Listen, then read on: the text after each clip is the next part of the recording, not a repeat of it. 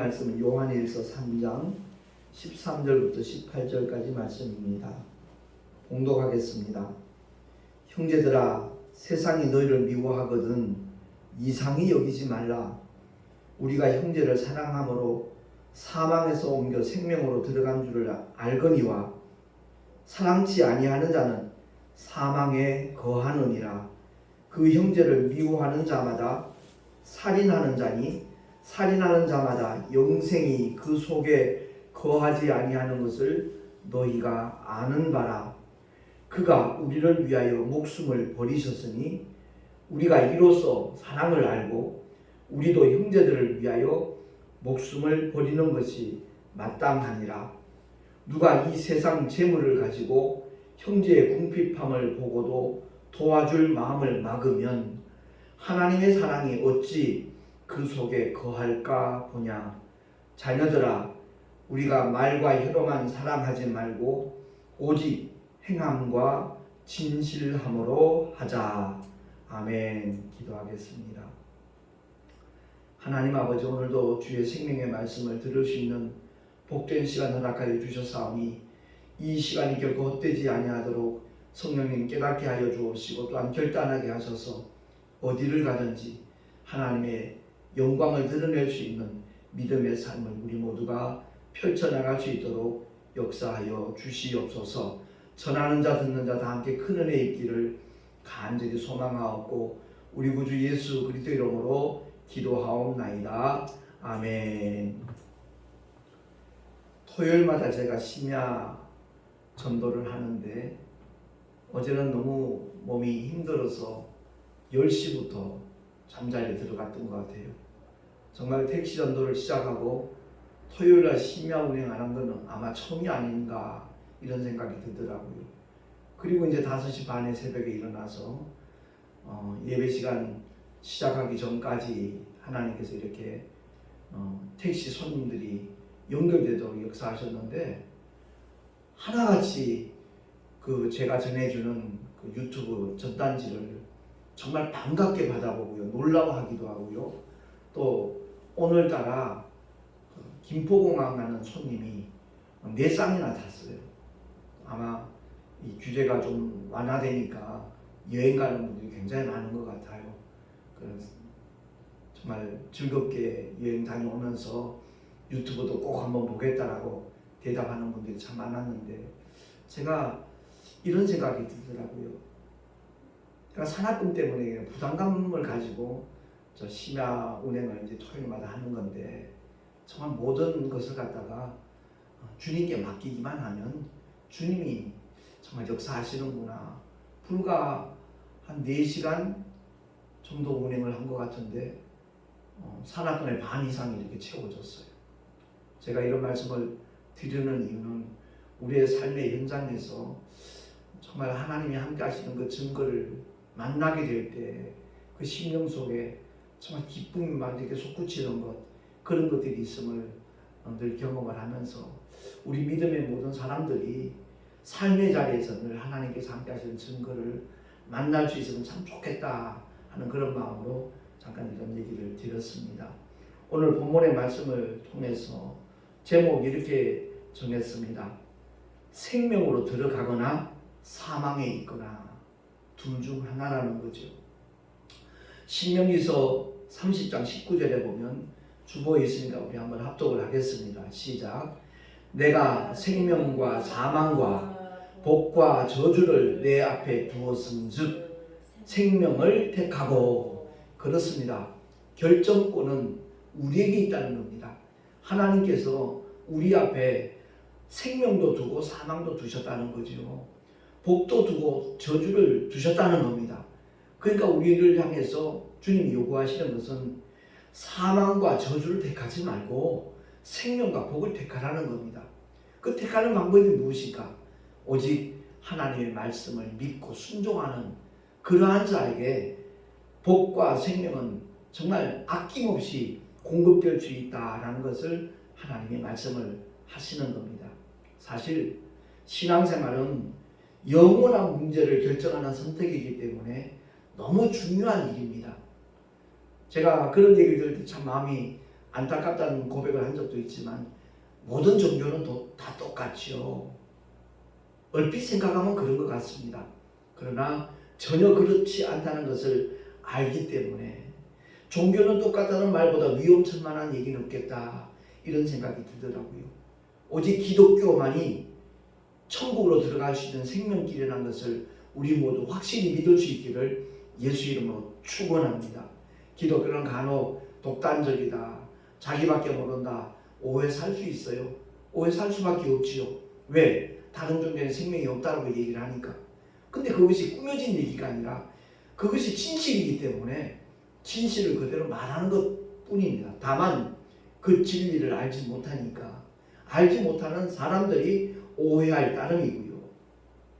그래서 사실 이렇게 모든 종교와 이렇게 기독교를 비교해 보면 교회에서 예배를 드리듯이 세상 종교도 나름대로 어떤 그런 비슷한 종교 행위를 하고 있거든요. 그러니까 다 똑같지 않느냐, 이렇게 말을 합니다. 이제 이번 목요일 날 수능이 치러지는데 모든 종교를 믿는 사람들이 자기 아들, 딸들이 좋은 대학 들어갈 수 있도록, 정말 수능 잘 볼 수 있도록 정말 간절하게 빌고 있잖아요. 교회도 마찬가지예요. 정말 자녀들이 혹시 상심할까봐, 상처받을까봐, 그동안 준비한 것들에 대해서 어떤 허무함을 느낄까봐 정말 예수 믿는 분들도 다 하나님 앞에 도와달라고 기도를 하지요. 근데 우리가 분명히 알아야 될 것은, 기독교가 추구하는 것은 이 세상의 어떤 정말 형통하는 것, 잘 되는 것, 이런 것만을 추구하는 것이 아니라는 것을 우리가 분명히 기억을 해야 돼요. 가장 핵심적인 것, 그것이 무언가를 바로 알고 정말 하나님의 생명을 값없이 얻은 자로서 그 기쁨과 감격으로 이 주일 예배를 성수주의라는 차원에서 율법을 지키는 그런 마음으로 예배에 동참하는 사람들은 마음이 무겁습니다. 기쁨이 없습니다. 그러나 나 같은 죄인이 주님의 흘리신 보혈로 죄사함을 받고 예수 이름을 믿는 그 한 가지 사실 때문에 하나님께서 우리를 하나님의 자녀로 삼아주시고 삶의 자리에서 늘 함께 하시는 그 믿음의 증거들을 보여주시는 살아계신 하나님이시기 때문에 주일 예배에 동참하는 사람들은 기쁨으로 드립니다. 이 예배 시간이 즐겁습니다. 제가 그런 고백을 몇 번 한 적이 있지만 저는 이 강단에 서서 말씀 전하는 시간이 가장 행복합니다. 그 말씀이 우리를 살리기 때문에, 그 말씀만이 정말 하나님의 생명을 공급할 수 있는 유일한 통로고 도구이기 때문에 이 말씀 전하는 게 얼마나 기쁜지 모릅니다. 그래서 우리가 꼭 기억해야 될 것은 교회 안에서도 똑같습니다. 세상 종교와 다름없는 그런 수준에서 교회 다니는 사람도 없잖아 부지기수입니다. 그래서 이를 알기 쉽게 설명을 한다면, 예수 안 믿는 사람과 예수 믿는 사람도 겉모양 똑같아요. 생김새 똑같습니다. 삶의 자리도 별 차이가 없습니다. 그리고 교회 안에서도 마찬가지입니다. 정말 하나님의 은혜를 입고 구원받은 사람과 아직 그 자리에 들어가지 못한 사람과 모양새 똑같습니다. 그런데 그 속 사람은 전혀 다르다는 것을 우리가 깨달아야 될 것입니다. 여러분, 슈퍼에 가면 계란이 있잖아요. 그 달걀을 보면 다 똑같이 생겼습니다. 근데 분명히 두 가지입니다. 하나는 생명이 있는 유정란이 있고 하나는 생명이 전혀 없는 무정란이 있습니다. 21일 동안 부화장에 넣어놓으면 하나는 썩어버리고 하나는 새 생명이 나옵니다. 그것과 똑같습니다. 교회를 다 다니는 것 같아도 똑같이 성경책 갖고 다니고 찬송도 같이 부르고 때로는 눈물 흘리며 기도도 하고 헌금도 드리고 하나님의 말씀도 듣고 모양은 거의 비슷한데 두 가지라는 거죠. 여전히 사망에 머물러 있는 사람이 있고 정말 생명으로 들어간 사람이 있다라는 겁니다. 그래서 말씀의 제목을 생명으로 들어가거나 사망에 있거나 라는 제목을 제가 붙여본 겁니다. 육신의 종착역은 똑같이 무덤이 될 것입니다. 그런데 우리들의 영혼은 양갈래로 나눠진다는 사실입니다. 천국 아니면 지옥입니다. 구원의 방주라고 말하는 교회 안에 들어와 있으면서도 만일 창조주의 생명, 예수 안에 있는 아버지의 생명을 얻지 못했다면 그보다 더 큰 불행은 없습니다. 그보다 더 억울한 일은 아마 없을 겁니다. 그래서 기독교 신앙에서의 믿음은 이론이나 구호가 아니라는 겁니다. 기독교 신앙은 삶이요 또한 액션입니다. 행동입니다. 그대로 행동이 수반되지 않는 것 정말 위험한 겁니다. 무늬만 기독교인이지요. 워낙 사도 바울의 그 믿음에 대한 구원에 대한 정의가 정말 굉장하다 보니까 오직 믿음, 오직 예수, 오직 성경, 더불어 말한다면 오직 은혜, 틀린 말 결코 아닙니다. 근데 너무 오직 믿음을 강조하다 보니까 믿음만 있으면 모든 것이 다 된 것처럼 착각하는 사람이 있다는 거죠. 거기서 말씀하는 오직 믿음은 우리의 어떤 수고나 우리의 어떤 헌신이나 충성 때문에 구원이 이루어진다는 것이 아니라는 것을 강조할 따름입니다. 충성이나 헌신이나 희생이나 사랑의 실천이 필요 없다는 말이 절대 아닌데 너무 잘못 왜곡이 되어서 듣는 이들이 잘못 들은 거겠죠. 정말 구원받는 믿음, 그것을 가진 사람은 삶이 달라질 수밖에 없습니다. 삶의 방향도 가치관도 인생의 목적도 종착역도 분명히 180도 변화가 되는 겁니다. 요한일서 4장 20절 말씀에 보면 주보에 나와 있으니까 우리 한번 정말 귀담아 한번 들어보십시다. 시작. 누구든지 하나님을 사랑하노라 하고 그 형제를 미워하면 이는 거짓말하는 자니 보는 바 그 형제를 사랑치 아니하는 자가 보지 못하는 바 하나님을 사랑할 수 없느니라. 아멘. 그렇습니다. 오늘 본문에도 그 말씀이 나와 있잖아요. 11절에 보니까 누가 이 세상 재물을 가지고 형제의 궁핍함을 보고도 도와줄 마음을 막으면 하나님의 사랑이 어찌 그 속에 거할까 보냐. 아니라는 거죠. 하나님을 사랑하노라 하면서 사랑하는 이웃, 사랑하는 형제 자매 굶주리고 있는데 궁핍한 자리에 있는데 그 도와줄 마음을 막아버리고 있다면 과연 그 속에 하나님의 사랑이 거하고 있다는 것이 입증이 되겠는가? 누가 인정을 하겠는가? 그런 메시지입니다. 주님의 몸된 교회를 사랑합니다. 기도하면서 고백들 하잖아요. 근데 정녕 주님의 몸된 교회를 위하여 한 번도 헌신해 본 적 없고 희생해 본 적 없고 사랑의 수고를 실천해 본 적이 없다라면 그 믿음 점검해야죠. 그 사랑은 구호뿐인 거지요. 제가 지난주에 우리 교단의 가을 정기총회를 하면서 참 마음이 많이 좀 안타깝고 아팠습니다. 그건 다름이 아니라 지난해 총회 임원들이 그대로 1년 더 유임을 하기로 결정이 되어졌습니다. 1년 더 총회 임원으로 수고하는 그 사실이 억울해서 마음이 아팠던 것이 아니고요. 노회별로 분명히 임원 후보들이 이렇게 추천이 되고 올라와 있어야 되는데 후보자가 한 명도 없다는 거예요.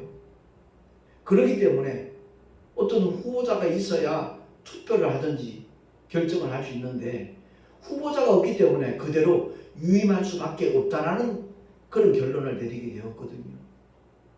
그래서 저는 이제 이 교단에 우리 교단에 들어온 지 10년밖에 안 됐고 그 전에 계신 분에게 몇몇 분에게 물어봤어요.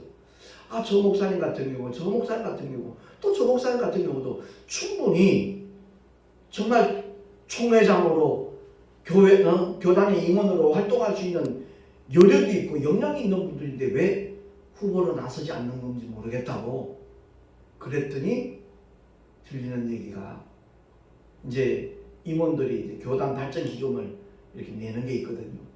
총회장은 300만 원, 부총회장 100만 원, 나머지 분들은 50만 원. 매달 내는 것도 아니고 1년에 한 번 내는 겁니다. 근데 그 돈이 아까워서, 물론 없어서 못하는 경우도 없잖아. 있긴 있겠지요. 그러나 저는 그렇게 생각합니다. 마음만 있으면 1년에 한 번 내는 거, 교단을 사랑하는 마음으로, 교단을 위해서 한번 헌신하는 마음으로 그 발전기금은 얼마든지 마련할 수 있을 겁니다. 택시 전도를 하면서 택시 기사들의 수입이 정말 이렇게 형편없는 것이구나 하는 것을 저는 예전에 전혀 몰랐지요. 근데 막상 이 운수업계에 들어와 보니까 하루에 12시간 이상 노동을 하고 한 달에 월급 정해진 게 160만 원이에요. 근데 산학금을 맞추지 못하면 미납금은 또 공제를 합니다. 그러니까 160만 원에서 월급 타가는 분들이 보통 130에서 150 그렇게 타가는 분들이 적지 않아요. 그러니까 자꾸만 이직하는 분들이 생기는 겁니다. 그런 가운데서도 뜻이 있다라면 할 수 있는 것이 교단의 임원이라고 저는 생각이 되어집니다. 그래서 정말 우리가 다시 한번 하나님 앞에서 나는 어떤 모습으로 살아가고 있는가, 나는 과연 주님을 사랑하노라라고 고백을 하면서 그만큼 행동이 수반되고 있는가. 우리 한국교회 전체를 볼 때 제가 가장 마음이 아픈 것은 지역마다 주변에 있는 작은 교회들을 얼마든지 케어할 수 있는 큰 교회들이 있습니다. 교단이 같든 다르든 주님의 몸된 교회라고 인정을 한다면 그 규모 있는 큰 교회에서 그 재정의 일부를 할애해서 개척교회들, 가난한 작은 교회들, 그런 교회들을 얼마든지 후원할 수 있지 않겠는가, 이런 마음이 들 때가 있어요. 물론 큰 교회들 중에 그렇게 실천하는 교회들도 적지 않다는 것도 압니다. 그러나 자기 몸집 불리기에 급급하고 있는 그런 현상들이 솔직히 눈에 보이거든요. 그건 정말 아니다 싶어요. 언젠가 그 작은 교회 살리기 운동의 연합 모임에서 어느 목사님 그런 말씀을 하셔요. 자기 교단의 큰 교회 그 대형 버스가 같은 교단이죠 뻔히 알면서 자기가 개척한 교회 바로 앞에서 그 지역 성도들을 태워갖고 가는 것, 그걸 볼 때 너무너무 가슴이 아프고 사실 원망스러운 마음까지 생기더라는 얘기를 하는 것을 들은 적이 있거든요. 그건 아니라고 봅니다. 정말 한국교회, 주님의 몸된 교회 그 공동체 의식만 있다 할지라도 왜 사모님들이 식당에서 설거지 합니까? 왜 가사도우미로 활동을 합니까? 왜 학습지를 돌리면서 생활을 합니까? 그건 아니거든요. 마태복음 24장에 25장에 나와 있는 양과 염소의 비유를 우리는 개인에게도 적용할 수 있지만 교회에 적용되는 하나님의 말씀이 아니겠는가, 저는 그런 생각을 해봅니다. 요즘 코로나 때문에 해외 선교사들 후원하는 그 선교들이 훨씬 더 줄어들었다는 얘기도 들었습니다. 피부도 다르고 음식 문화도 다르고 언어도 다르고 모든 것이 낯선 곳에 기후까지 다른 그런 곳에서 정말 하나님의 뜻이 열방이 주께로 돌아오는 것임을 알고 그 열방으로 나가서 복음을 전하는 선교사님 가정들, 그 가족들, 한국교회에서 후원하고 도와주지 않는다라는 그들의 사역의 현장이 얼마나 힘들어지겠는가, 우린 넉넉히 짐작할 수 있지 않습니까?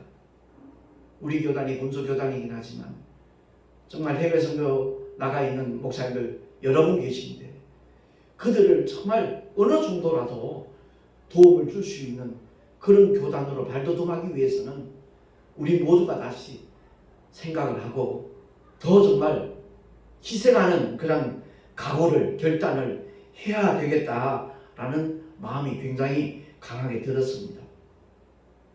주님 앞에 얼마나 많은 것을 데려왔는지 모르지만 주님은 당신의 생명을 우리에게 내놓으셨어요. 아버지는 품속에 계신 독생자를 십자가로 내보내셨고요. 그런 놀라운 사랑과 은혜를 받고 덧입었다고 말하면서 교회를 위하여 헌금 한 번 제대로 못하는 사람들 한둘 아니잖아요. 저는 헌금이 목적이어서 이 말씀을 드리는 것이 결코 아닙니다. 저희 교회는 그래도 하나님께서 귀한 동역자들 붙여주셔서 재정 때문에 고통당하는 그런 일이 없도록 월세 2번 밀려서 택시가 시작됐기 때문에 2번 다시 그런 일이 반복되지 않도록 하나님이 책임져 주시는 건 저 너무나 잘 알고 있습니다. 그런데 베풀 수 있는 자리까지 나갈 수 있지 못하는 거 너무 마음이 아프고, 우리 주변에 힘들어하는 그런 교회 목사님들 굶는 분도 없잖아요. 있다는 얘기를 최근에 제가 그 대리운전하는 목사님이 이제 손님으로 탔었는데 그 얘기를 들을 때 참 억장이 무너지는 것 같은 아픔을 느꼈거든요. 그렇습니다. 주님의 모든 교회가 주님의 심정을 가지고 함께 이 믿음의 길을 걸어가게 된다면 그런 아픔의 현장은 사라지지 않겠는가, 이렇게 생각을 합니다. 요한일서 5장 12절 말씀을 보니까, 자, 주보에 나와 있습니다. 우리 신비에 새기는 마음으로 한번 합독하겠습니다. 시작. 아들이 있는 자에게는 생명이 있고 하나님의 아들이 없는 자에게는 생명이 없느니라. 아멘. 예수 믿는다라는 이 말씀의 의미가 무엇인가? 하나님의 아들의 생명이 우리에게 와 있다라는 얘기거든요. 그 생명이 없는 사람은 일평생 교회를 다녔어도 천국과는 무관합니다. 돈으로도 힘으로도 지식으로 명예로 권력으로 도무지 해결할 수 없는 죄의 문제, 구원의 문제, 하나님께서 십자가로 값없이 우리에게 허락하셨기 때문에 정말 그 놀라운 사랑과 은혜가 덧입혀진 그 믿음의 축복의 주인공들이 바로 성도들인데, 표정을 보면, 삶의 자리를 보면 기쁨이 없어요. 감격이 없어요. 감사함이 없어요. 전부 가짜 아닐까요? 하나의 교리적인 믿음에, 지식적인 믿음에 머물러 있는 사람 아니겠습니까? 여전히 사망에 머물고 있는 사람들 아니겠느냐. 우리 스스로 한번 자문자답 해보자는 겁니다. 수많은 개척교회와 작은 교회가 고통 속에 있건만 그들을 돕는 손길은 극소수에 불과한 것이 오늘날 우리들의 현실이 아니겠는가. 우리 동서노에서도 일본에 선교사님 한 분 계시고 또 베트남에 선교사님 한 분 계셔요. 정말 돕고 싶은 마음 간절하고요.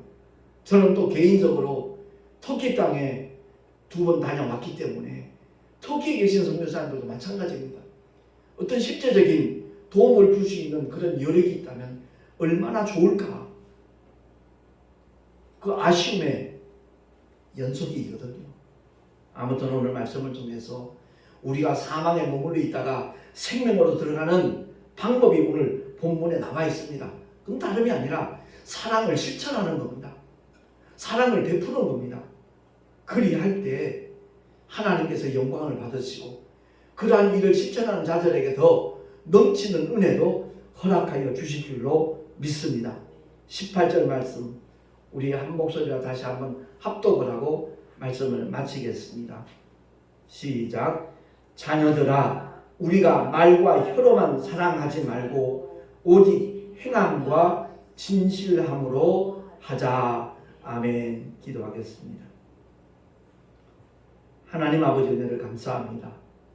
오늘도 우리에게 허락하신 하나님의 생명의 말씀, 진리의 말씀 우리의 마음비에 새기게 하시고 그 말씀을 그대로 실천할 수 있는 우리 모두가 될 수 있도록 주께서 은혜 위에 은혜를 더하여 주시옵소서. 우리 구주 예수 그리스도로 감사하며 간절히 축복하며 기도하옵나이다. 아멘. 교회 소식 주보를 참고하시기 바랍니다. 내일 날짜 목회자 사모신문에 우리 송내 열방교회 그 택시 전도 관련 그런 기사가 전면으로 나와 있습니다. 기회가 되시면 한번 인터넷으로도 그 신문이 나와 있으니까 살펴보시면 좋겠고요. 아무튼 제가 그 기사 내용을 이렇게 다시 한번 확인하면서 느끼는 것은 우리 목사님들 같은 가치관을 가지고 이 목회를 하면 얼마나 좋을까 하는 그런 바람이 더욱더 생기더라고요. 그리고 내일 모레는 우리 동서노래 11월 교역자 원래가 김포에서 있습니다. 그 동네 이름 김포인가요? 방화동에 있습니다. 위해서 기도해 주시면 감사하겠습니다. 드린 예물 위해서 잠시 기도하고 축도로 예배를 마치겠습니다. 원근각처에서 믿음으로 함께하며 귀한 예물 드리는 손길들이 있습니다. 11조와 선교 예물, 또한 주일 예물과 감사헌금 드립니다. 택시 선교에 정말 동참하고자 하는 귀한 마음으로 함께 기도하면서 드린 예물도 있습니다. 주님 기쁘시게 연락을 하여 주시고 하늘의 상급으로 아름답게 쌓여지게 하여 주시옵소서. 뿐만 아니라 삶의 자리에서 주님이 함께 하시는 믿음의 증거들이 기사와 이적으로 또한 축복으로 보여지게 하여 주시옵소서. 그 예물이 쓰여지는 현장 위에 하나님의 영광이 함께 하시고 주의 거룩하신 생명이 나누어지는 은혜 위에 은혜까지 주님 허락하여 주시옵소서. 이제는 우리 구주 예수 그리스도의 크신 은혜와 하나님 아버지의 놀라우신 사랑하심과 보혜사 성령 하나님의 내주 교통하심과 인도하심과 축복하심이 생명으로 들어가거나 사망에 머물러 있거나 그 둘 중 하나인데 하나같이 사랑을 실천함으로 생명으로 들어가는 하나님의 사람들이 되리라. 결단한 하나님의 사람들 머리 위에 그 가정과 자녀들과 경영하는 모든 일들 위에 또한 주께서 피로 갑주고 세우신 주님의 모든 교회들 위해 지금으로부터 영원토록 함께 있을지어다. 아멘.